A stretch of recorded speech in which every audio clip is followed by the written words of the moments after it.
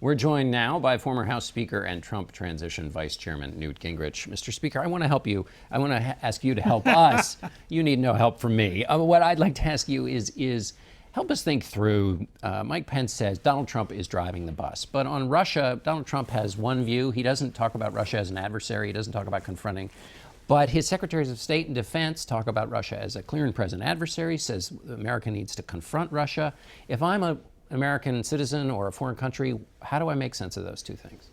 Well, I think, first of all, you realize that Trump has selected very, very knowledgeable people.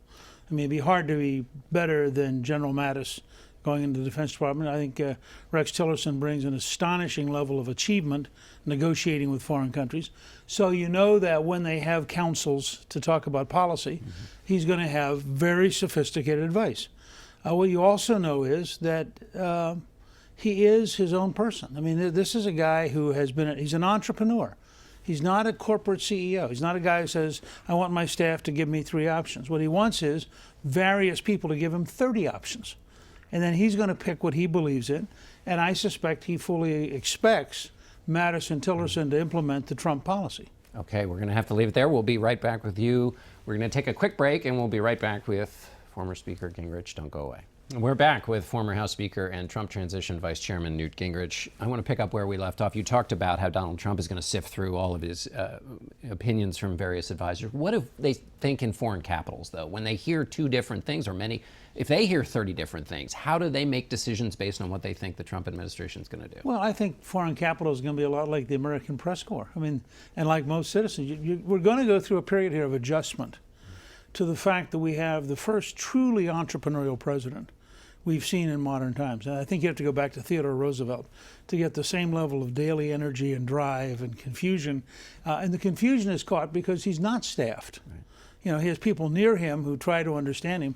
But Donald J. Trump got to be president his way. And he's going to be president his way. And the fact is, the rest of the planet is going to have to, for better or worse, learn how to cope with a president who's very complicated.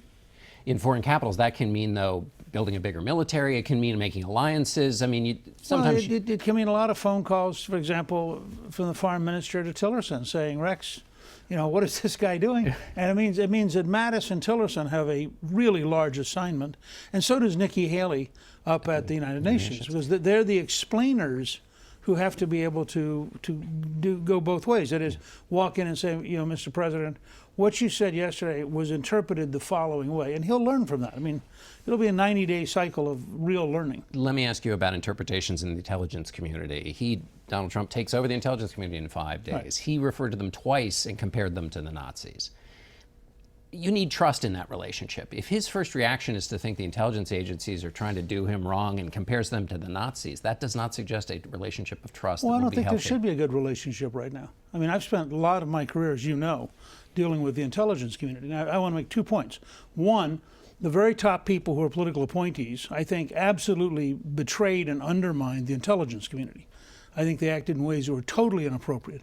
2, in this specific context. In this specific context. They also did, by the way, in Benghazi. If you go back and look at how the CIA agreed to restate the facts in a way that was totally false.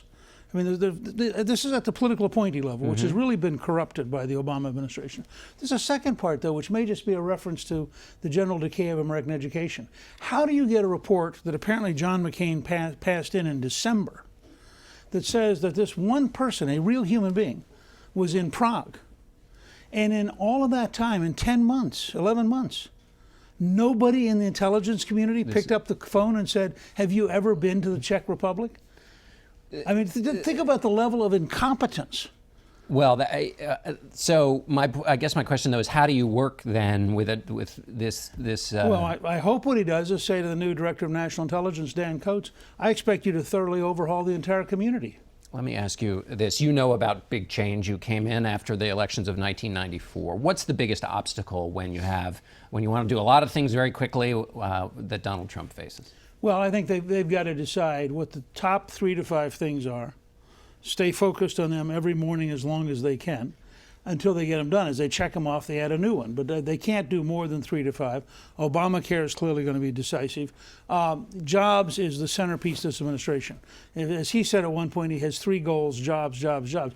If he succeeds with that, then he will have met his contract with the American people. So you said stay focused. Is that the key Absolutely. question? The hardest so the key challenge is hardest stay thing focused. for a president to do is remember why they got up in the morning and what they're trying to accomplish. Reagan was a genius at it.